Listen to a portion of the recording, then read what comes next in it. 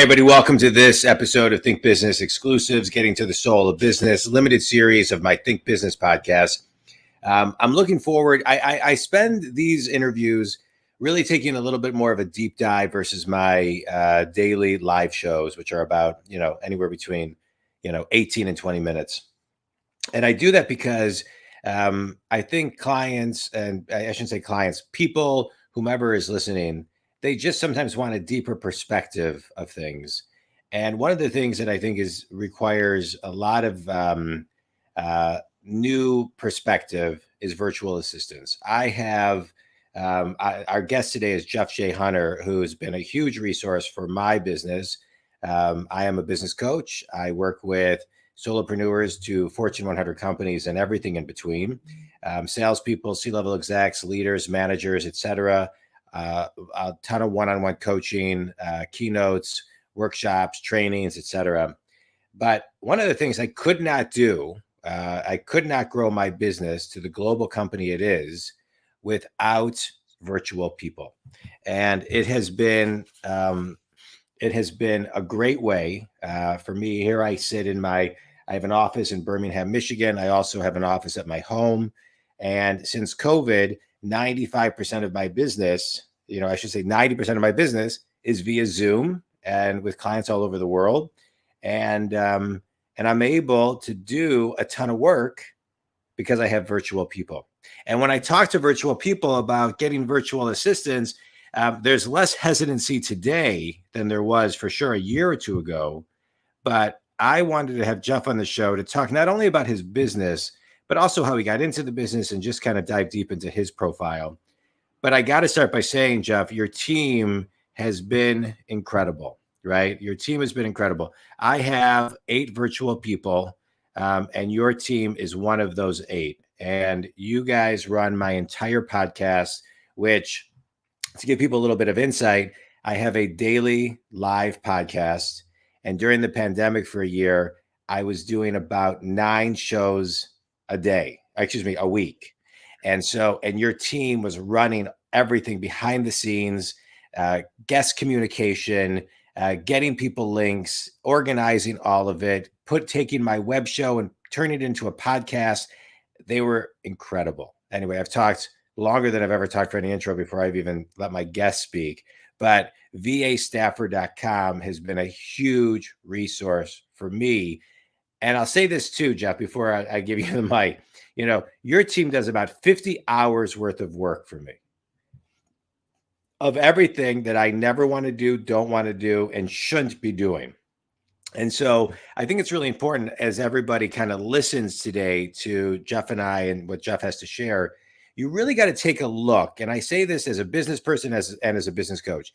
You have to look at every single thing that you are doing and determine what you can and should delegate. So you can spend 80, 90%, maybe even more on the things that you should be doing to grow your business. You should not be, if you're charging, for example, $200 an hour, $500 an hour, $1,000 an hour, $1,500, whatever your time is worth, you should be delegating everything under that, or a good 80, 90% of it. Jeff's team can help you do it. Anyway, Jeff Hunter, it's great. It's great to see you. Welcome. You've been on the show before, and we'll link to it from this show. But I really believe in VAs are a great way to grow a business. So welcome to the show. My first question to you is this. Right? My first question to you is this. Why, I just said a bunch of stuff, but why use a VA? To the person who's thinking, I need somebody in my office. I need somebody in my office. It's just not going to work. Why a VA? Well, first off, I think that... Hey, Jeff, turn up your volume a little bit. Turn up my volume a little bit here. Let's see if we got that here. All right. How about that? Hopefully perfect. Yeah, great.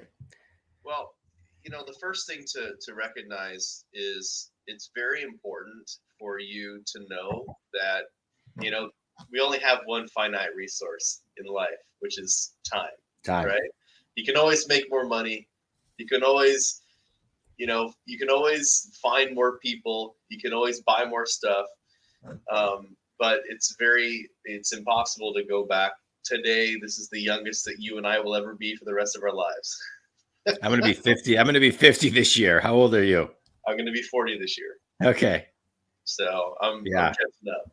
40 seemed to me like it was yesterday and 20 years ago, right? And it's like it's 40s are great. I loved my 40s, and I'm gonna love my 50s. But yeah, I recently went to the Consumer Electronics Show, and I got a little cold afterwards. And my mom, who is really a Star Trek geek, and her and I used to watch every Star Trek going back, and she used to love one of the series was called Star Trek Voyager. And I remember Star Trek Voyager. Yeah. You remember the Doctor? You remember the Doctor? He was a hologram. Oh yeah. Robert Picardo. Well, my mom was bugging me for days about getting checked out, making sure I didn't have COVID, this and that. My mom's a nurse, and I did take a negative COVID test, so that was good. But then, I was like, you know what would be really fun? And we live in this amazing world, and this goes to what you were saying. Why virtual? I was able to do this virtual. I was able to hire Robert Picardo to play the Doctor and actually give my mom a video saying, "Hello, I'm looking for Lisa Hunter." Yeah. And he literally played his part as the Doctor in Star Trek. Through what, like Cameo or something? Yes. Yeah. And literally was like, just wanted to let you know that your son went to see. Yes, he got very sick, but he's ready to report and be picked up from sick bay. Yeah, that's great. That is great. She was loving it, right? Yeah. We live in such an interconnected world, and he had mentioned on that video. Funny you say that. He had mentioned that back in the day when he was doing that character on Star Trek, that he was living an incredible life in his intrepid 40s, is what he said. Yeah. And I think that this is the huge reason why I think it's so important to leverage a virtual assistant or a virtual team in general, is just because, for us, we only have so much time in the day. And I think that so many times, at least from you, I think you and I both had a corporate background in the past. For me, I spent many of my years, I used to work in the public sector as an IT coordinator for a school district. And then I became an IT project manager for a Fortune 500 company. And, those years went like this. I mean, it's hard to believe, though I don't even remember things from those years. That wasn't even that long ago. I'm almost 40. Those were pretty much my entire 30s was doing that. And it's mind-boggling to think how much I've been able to accomplish just in the past 4 or 5 years on my own as an entrepreneur, compared to the 10, 15-year tenure of getting to where I was. And every year is getting bigger and bigger because I've duplicated myself. I've been able to replicate myself, and I have people that manage my presence so that I can be in many places at the same time. The duplicity, right? I think the replication factor is the biggest solution that having a virtual team solves. Yeah, I love it. And so let's get into some granular things, right? So what can a virtual assistant do for somebody, right? So, whether you're a solopreneur, whether you are running a business with 30, 40, 50 people, 100 plus people, 1,000 plus people, 5,000 people, managing 10 people, like what can a virtual assistant do? Bottom line, the first thing that I always recommend people to do, and this is going to be, I'm actually releasing a book this year too. I'm very excited about it. We'll have you back on the show. Yeah, we'll talk about it. What's it going to be called? It's called Virtual Teams That Work: How to Manage a Remote Team in the Work from Home Economy. I love that. I'm writing a new book right now too. Okay. Well, I'm going to Mine is called I Will Teach You How to Grow Your Business, Overcome Resistance, Get Unstuck, and Think Big. Simple. Yeah. Volume one, time management. There's going to be seven volumes to the series. Well, that's interesting, because that was the first thing I was going to say. Is the first thing that I would do when you hire your first virtual assistant is to start looking at someone to help you manage your calendar, get your emails in place, hold yourself accountable. Even if all you did was hire someone to do those 3 things. If you're an entrepreneur, if you're listening to this right now, Yeah. As an entrepreneur, we all know that no one's accountable for yourself. It's only Right. you. You're Yeah. the only person, 100%. right? So when you have an assistant who's bugging you saying, boss, what are we doing for the day? Here's what your schedule looks like. You know, Jacqueline was the one who emailed you right before saying, hey, I noticed Yeah. that this is a podcast interview, but it was my link. Should we get on your link? You said, here, I'll send you that link. Yeah. How much brain space does that save me? Right? Yeah. It's tons. Well, that's the thing that I think people, Jeff, and I want to talk on this. People are so used to using their brain for so many things that they shouldn't be using their brain for, and so delegating is one of the most difficult things for people, letting go of that control element of things. And so talk about that as far as how to begin, how you guide your clients to begin to let go. So I just want to say one thing too. So like I interview somebody for, just to give an example, right? So I have a daily podcast, right? I do a live web show that then your team takes and puts every day on my podcast, right? And so I do it, but they name the episodes. I don't name the episodes. I mean, when I interview them, I don't listen to them again, right? There's very little editing. They take the episode. I'm just loading it up on my phone. That's better than what I do. I gotta learn what you're doing. All right. So here's what I do. I do the interview. Okay. And I do the interview, and then I download it I do the interview on StreamYard. I download it once it's done, and then I put it in Dropbox, right, under the month and date that I did it. And then they take it and they they add an intro, they add an outro, they create a title and put all the show notes and everything for every podcast platform. And so it's great. So I think some people would want to be in charge of what they name it and what they do. It's like, I don't care. Like, they do a great job, right? So it's like, I just today's episode, for example. I'm going to cut you off here because I think you've actually just said something very important that most people don't understand, or they're not willing to admit. Yeah, is that a lot of times people will they will stop themselves from moving forward in something if it's not 100%. And I think that what you just identified is that maybe not all the titles they come up with are the best, but even if they get to 80%, right? You might make a change here or there or whatever. I've never made a change because it doesn't matter if the word I use or the word that people, I mean, they do a great job. My point is they do a great job of titling. I've never changed one title. And so what I usually do is I'll have a podcast guest on, and then that's the one thing that I'll do is I'll give them a title. Yeah, I don't give them a title. And they just do it all. And then they send emails like, thank you for being on the show. Here's the links to the show, da-da-da-da-da. Yeah. So I think going back to your original question is how do you get people ready to delegate and things? Yeah. So first off, you want to just make sure that you understand what the heck you're doing. There has to be a goal. There has to be a process. One thing Jon is really good at is he's good at putting together some instructions. You got to put some instructions together so that people understand what they're supposed to do. The worst thing you can do is hire someone and say, well, I'll figure out what they're going to do after I hire them.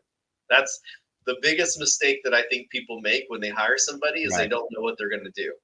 So I want to talk about that. I created with one of the people that I work with, KP, we created an 8-page specific document of every single thing with links, with verbiage, with videos. And then we had a conference call with your team and your team's kind of project manager and went over everything in detail. So nothing got lost in translation. And the one mistake that they made out of the gate was my fault because it wasn't in the document. So when I said to them, hey, why didn't you guys do this? They said, well, we didn't know to do that because it wasn't in the document. And so and I've been working with you now, I think a couple of years. And so it's if you just got to your point, take the time to educate. And it doesn't take a lot of work. I mean, you could just No. you can open up Zoom and record a quick video, right? And show people something. Correct. It's easy. Yeah. And I think that a lot of times people don't delegate because they get that like analysis paralysis, they call it, where it's like, okay, I don't know how to do it, so I just don't do it. I don't want to do it wrong. Yeah. The truth of the matter is you just record a video what you're going to do. So I'm going to give you a little example. I came prepared. I'm going to give you an example of some of the things that my people do for me. And Jacqueline specifically, who we were just talking about, who even helped coordinate this podcast together. Right. So Jacqueline does my calendar coordination. She schedules podcasts. She follows up. If someone's running late to a meeting, she sends them an email for me without me asking, because she knows that 5 minutes after the call, if they haven't showed up, we send an email. Yeah. So we have a little process list, right? So setting up like, hey, when does she need to do something? What is it? What is a daily to-do list? So she actually manages my LinkedIn inbox as well. So I get a lot of messages. I just saw today I had someone attempt to book me for yet another call. And someone was referred me some business. So actually what ended up happening was, so my assistant knows if someone refers business that she'll actually send them a calendar link, and then she'll put down on a little spreadsheet like, hey, follow up with Vinny. Vinny Fisher is one of my friends and clients who is really cool in the CFO space. And he refers people to me. And I always send him an email saying, hey, you sent me this referral. I just want to let you know I appreciate you. And then I also update him on the status of what happened with that client. If it worked out, it wasn't a good fit or whatever, just so he knows, right? Like just that type of space right there. She checks my emails for me 1 hour before I even wake up, because see, I get overwhelmed when I wake up. The first thing I do is I reach over and I grab my phone, like most people, and my phone's got a million notifications. So she helps me with that notification hell or notification overload, and does my email, sorts through it, picks out the top 3 or 4 things that are important to me. I mean, just that alone, and coordinating the emails and sending me updates and says, hey, you have a meeting with John in 5 minutes and things like that. I mean, there's just so many different things that you could leverage your own personal assistant for. We haven't even got into social media or video editing or graphic design or making actual connections for you on LinkedIn and start building relationships. Let's talk about all that. Let's go into a smidge of detail about some of that, because I think people, I think people think, well, how are they going to have my voice? How are they going to know what emails not to delete? How are they going to know my voice to respond to an email, right? All of that. Well, one of the things that's important to know is that you are not always going to have the perfect SOP, and things are going to come along. So what you need to have is open dialogue, so that you can say, hey, look, this is the type of email that I like. This is the type of email that I don't like. And this is a spam email, and this isn't spam email. And so Jacqueline's been my personal assistant now for 3 months, and she still gets it wrong sometimes. Yeah. She still gets it wrong. Like I can see, is there a way I can share my screen on here? What are you trying to share? I think I can try. I want to share a message that she sent me with some emails that are, potential clients. Let me see. I know I can share my screen. I can't share your screen. Let me see if I can try sharing mine. Let's see. Let's try.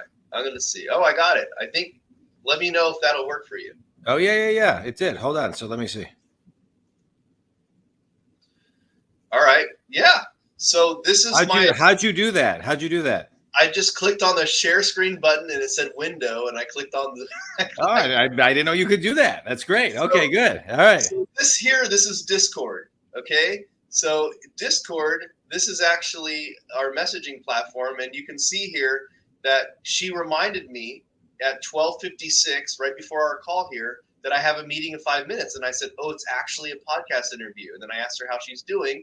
And then I said, oh, and then she goes, hey, he sent me a link via email. Here's the link to join this thing, right? But here's a really interesting thing back to the emails that we were just talking about. So she sends me a message this morning at 8:30 a.m. and says, hey, here's a potential client. And he says, hey, I'm launching a massive social media platform, interested in what you're doing. And she did not know that that was spam. So I actually sent her a message saying that's spam. So it's kind of like, You got to learn. Right. it's an algorithm, right? It's like the humans and computers are very similar when it comes to the brain function.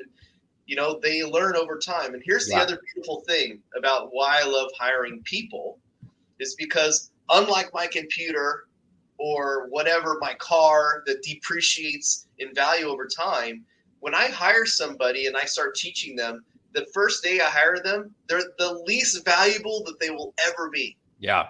They're only going to get more value as they learn and they grow, right? I love it. I love it. So tell me, all right, so let's go into more detail about what people can use a VA for, because I really do think it is endless, right? Let's start with video. To me, video is now, video is the future. So let's talk about video editing. So obviously, yeah. I have my own creative team at VA Staffer. So we obviously, even with you, and we help do video editing, and we can do like trailer videos for podcasts and things like that. I don't know if I would call those virtual assistants per se. I mean, they're on my virtual assistant team, but they're really creative people.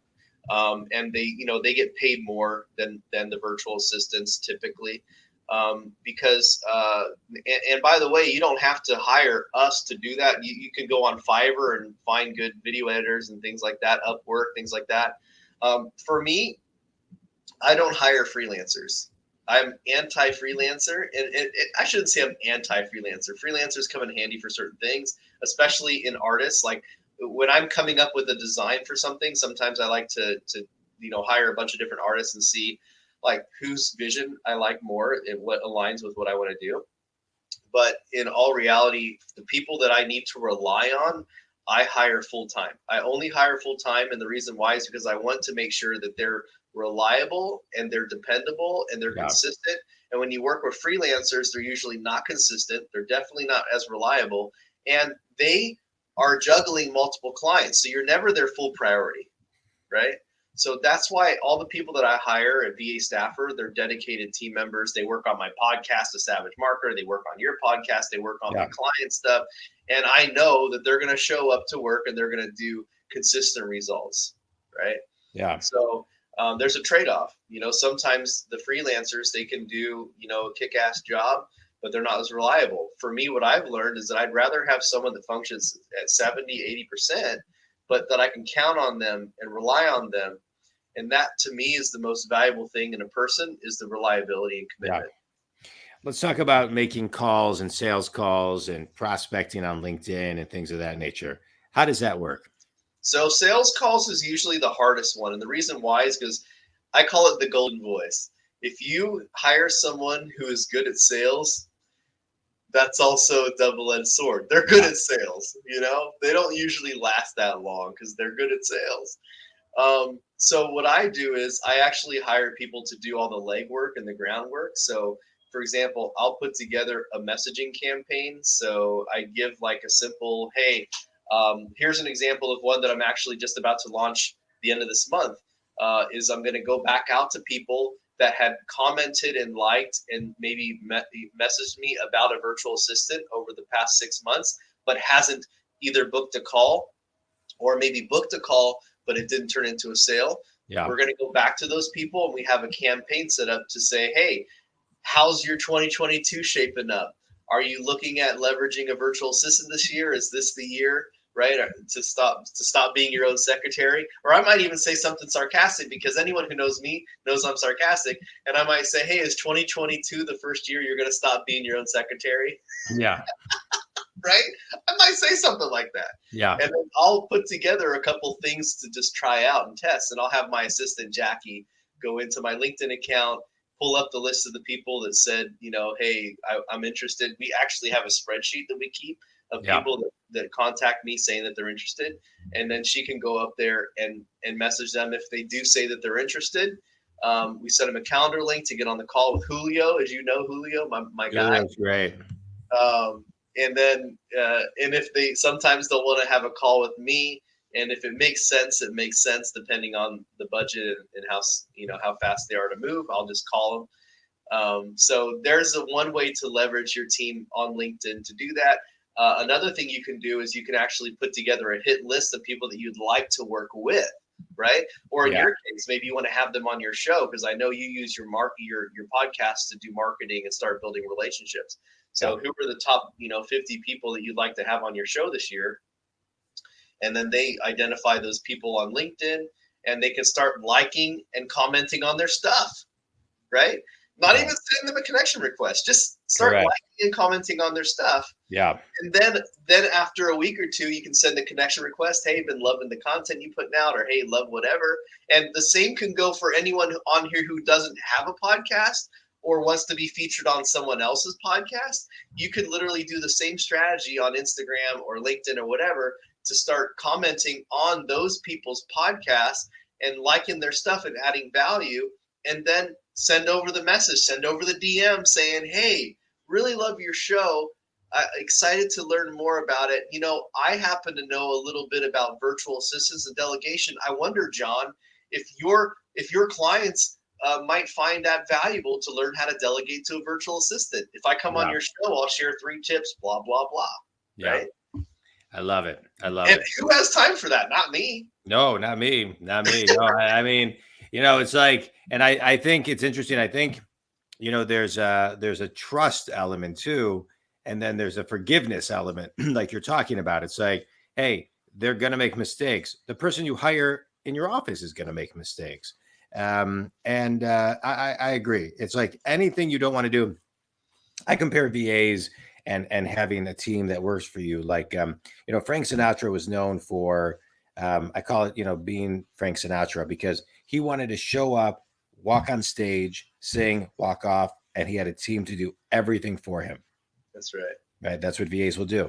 Let's talk a little bit about you. We've gone in deep about what a VA can do and why people should use them. You've been in corporate America. You have, started this company. What was it about corporate America that was really kind of itching you to start your own gig? You know what? I loved corporate America. I'd still be there right now if they gave a damn about me. I loved it. I loved my job. I loved the power. I loved the responsibility. I loved the people that I worked with as the project manager. One of the problems. What do you mean care about you? Well, that's when things started falling apart. And back in February of 2015, my dad was diagnosed with stage 4 non-Hodgkin's lymphoma. Hey, sorry to hear that. And that was tough. Yeah. That was really tough. And at the time, I was actually pretty devastated to learn that he wouldn't even live until Christmas of that year. And I reached out to my boss. And, when you work at a big corporation, it's a cross matrix organization. So you have 2 bosses. Yeah. You have an operations manager, and then you have like a regional manager, right? So I reached out to both my bosses, and I asked them, I said, hey guys, I moved up to Portland to take on this opportunity 3 years ago. We talked about, basically having a stint of, let's say, 2 years or so, and then I could go back. We're reaching 4 years now. And my dad's been diagnosed with cancer. He's probably not going to make it. I want to go back and spend time with him. I will personally move down to California, and I'll still do everything in the region. I'll even finance the travel or whatever I need to do, because I work from home anyway as a remote project manager. And they said no. And that was really devastating for me. And then later that year in November, my grandfather, who I was named after, the J in Jeff J. Hunter stands for Jesse. And when that happened, my grandfather ended up getting valley fever. It's an infection of the lung. It's very unique to this area of Central California where I live. And he also lost 100 pounds and looked like he was going to die. And I said, is there any chance I could go back down to be with my dad and my grandpa? Yeah. And they said no. And that was really frustrating for me. By the way, my dad did survive right before this podcast, as you know, my dad called me. Right. Yeah. Yeah. And he's good, by the way. He's Yeah. good. Great. That's great. Thank God. Thank God. Oh yeah. I'm happy to hear that. Yeah, he, miraculously was restored. Thank God for the technology and prayer and everything that's happened. And, my dad, put in a lot of work. He had one of those heart valves that pumped in, chemotherapy for many years. Uh, but now he's got what they call chronic non-Hodgkin's lymphoma, which means he will have lymphoma for the rest of his life. But it's so slow growing that he'll probably die from something else. Yeah. Yeah, that's good. So with that said, my grandfather was on his deathbed, and they wouldn't let me go again. And they told me they had no one to replace me. And January came around 2016, and my wife and I were finally pregnant with our second child after trying a long time. And we got up to the 10-week mark, and we did this big announcement on Facebook, and everybody was so happy. We made a little snowman caricatures, and it was like it was snowed so bad in Portland that year. That was 2016. And we had a miscarriage at 10 weeks. And I asked my work to let me take a couple of days off to be with my wife, because she was really going through a lot of emotional stress and trauma. And they wouldn't let me have the day off. As a matter of fact, when they scheduled the surgery to, sadly remove our unborn child there, they flew me to Alaska to a project, and I couldn't be there. And it was just horrifying. And then I thought that they tried to make everything better for me by bringing me in right afterwards, and then offering me a promotion to a project manager 3, which was a 25% pay raise and everything. And I was thinking, you know what? They know they messed up. Maybe they're trying to make things right. Until I realized 2 weeks later, when I got my first paycheck, that what they did was they moved me off the hourly scale to the salary scale, and my paycheck was actually 25% less. Right. But I was still expected to work 8 o'clock in the morning till 8 o'clock at night. And that was when I started realizing they didn't care. Yeah. So it was actually February 29th of 2016. It was on Leap Day, Leap Year, that I wrote my resignation letter, and I hovered that finger over the send button, and I remember crying and praying and calling everybody I knew to say, "Am I doing the right thing? Oh my God!" Yeah. And I left, and I started VA staffer. And I started VA staffer because, as a project manager, I'd hired a virtual assistant to help me doing my own documentation and projects when I worked at Philips. And that was the company, by the way, is Philips Electronics, which, by the way, I have nothing bad to say about them. I know that it was just, poor leadership, management team. That was just poor decisions on their side, especially with looking at what I've accomplished now. I've a multi-million-dollar business. I have over 150 people that work for me and run it for me. I have, I think 20 people now on my leadership team, between the squad leaders and the project management team. Like, I could have done so much for that company. Yeah. And I would have been happy. Yeah. Yeah, it's amazing. It's I remember I'm sorry that they treated you like that, but it almost was like the universe putting them in place to get you to where you needed to really be, right? Yeah. To kind of step into that thing that was waiting for you. You know what was really interesting? And he doesn't know this, but if he ever does watch this one day, his name's Jim Barklow. He was my boss. Man, I'm breaking down, but he was my boss's boss. And when I left the company, he reached out to me personally, and he said that I made the right choice. My boss's boss. Yeah. And he wrote me an incredible recommendation on my LinkedIn profile, which I've hidden. You guys can't see it. I hid it because when I see it, it brings back pain. Yeah. And he was just so instrumental. He was the one who told me that I was smart and that I was doing in the virtual assistants and delegation and brainy stuff. That's where we need to go. And he basically told me he doesn't think that the company's ready for it. They can't adopt it. Yeah. You know? So that's when I knew I was onto something. Yeah. That was when I was like, you know what? I can do this. And, you know, it was a very hard time, John. I left $150,000 almost a year, you know, with compensation and benefits and everything, probably 150 plus a year. Yeah. They paid for my car. They paid for my phone. They paid for my computer. They had a credit card for me. I was able to pay $75 a day in food. That's how I got fat. Yeah. And to leave all of that, to move in with my grandpa, by the way, who I got to spend the last month of his life with him. Yeah. Bless him. And my 3-year-old son, who I named Jesse after him as well. And, you know, that's time that I'll never get back. And it goes right back to the original question that we started the show, which is why hire a VA? Right. Because you never get that time back. You never get time back. And so I look at myself now. I have 3 businesses, all ran by VAs. I get to do whatever the hell I want, wake up whenever the hell I want, go to sleep whenever the heck I want. And I know that my business is going to be running for me. And, you know, how many people on this earth can say that?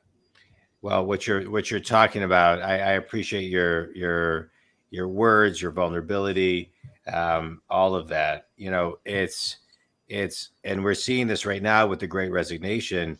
We all want to control our time, but more importantly, our freedom, right? And we don't want many people do not want people controlling their freedom, right? As well as their time. And, you know, as you're telling this story, it reminds me, I'm going to be 50 this year. And when I was 23, just graduated college, my brother and I and a buddy started an internet company. So this is now, you know, 27 years ago. And 25, yeah. And so it was right. I mean, when the internet was brand new, wasn't even really a thing yet. 2 years after we started our company, we sold it to the largest internet professional service firm in the world. And we were partners in the company. So started it when I was 23, sold it when I was 25. After we sold it, my mom passed away and I took 2 weeks off. And my grandfather, who lived with us, had recently passed away. And I, after 2 weeks I took 2 weeks off because my mom died. And I had a conference in Washington, D.C. And I accidentally I was in our Washington, D.C. office, and I accidentally walked into this conference room where the guy that I reported to, his name was Bob, was in the room. And I said, "Oh, Bob, I'm sorry. I didn't know you were in here." He goes, "Your numbers have been down the last couple of weeks." So I said, "I know." I said, my mom died. I'm 25. My mom died. I took 2 weeks off. And he looked at me and he said, "Stone cold, your numbers are down." So I thought, oh, maybe he didn't hear me that, you know, so I said, you know, Bob, my mom passed away. And he said, "Get your numbers up." And so I said, "Okay, I will." And I remember that moment as clear as, I mean, we're talking 27 years ago. I remember like I could paint it. I remember it so well. And I remember thinking in that moment, you know, selling the company was the best thing that we did. I mean, it was the right choice. I don't regret it. I learned things I couldn't learn in a book. Wow.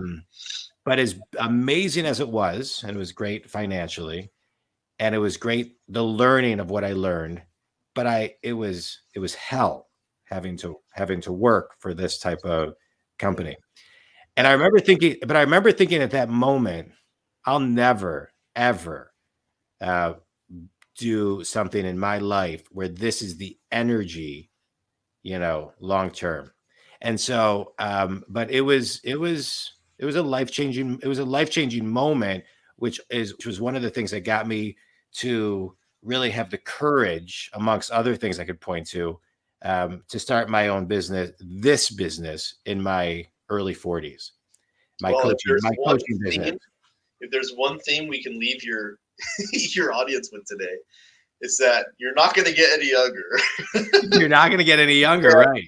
And things happen. And I think that, I mean, I'll make sure to share everyone a resource with all the things. I actually made a post. It was like the 100 things that your VA can do.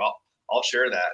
Yeah, share it, and we'll link to it. But I think also it's about, connecting. What we're talking about too is connecting with your values, connecting with your self-worth, connecting with your soul, aligning yourself with what is important to you. Listen, there's a lot of things within corporate America that are great, and if it works for people, great. But wherever you are, get into alignment, right? I think be in alignment is the message, right? And don't be scared, because there's always something better around the corner. There's always something better around the corner. Let's end on a couple speed round questions, Jeff. Best piece of advice your dad ever gave you? It wasn't advice. It was making my ass work when I was only 14 years old. All right, good. I love it. I think growing up fast is good for kids. And I look at my 9-year-old right now and I think, what a spoiled little brat. So I'm going to have to put him give him support. All right, good. Best piece of advice your mom ever gave you? Be kind. Best advice your grandpa gave you? May he rest. Only dummies work hard. What'd you say? Only dummies work hard. Okay. That's great. Tell everybody how they can connect with you and work with you and your incredible team. Well, if you want to learn more about virtual assistants, it's vastaffer.com. And Jon, thank you again for that warm intro. And if you want to learn more just about me, jeffjhunter.com for my personal brand. I'm involved in lots of crazy things, and I genuinely care about people, as you know, Jon. Yeah. This is not our first encounter. No, this is not. You've been a pleasure to work with. And again, the power of podcasting, I met you because I interviewed you. Yeah. And so it's been great. It's been a pleasure. I appreciate your time today. Think community, if you have questions on VA staffer, please reach out to me. We're going to do some cool things with this interview. We're going to post the interview, and then Jeff's going to do some cool things about what his team can do by doing it with this interview. So stay tuned. Jeff, been a pleasure. Thanks to you. And hey, and a shout out to Cece, who's amazing. And Julio, thank you for your support. Jeff, thanks, brother. Appreciate it. Thanks, Jon.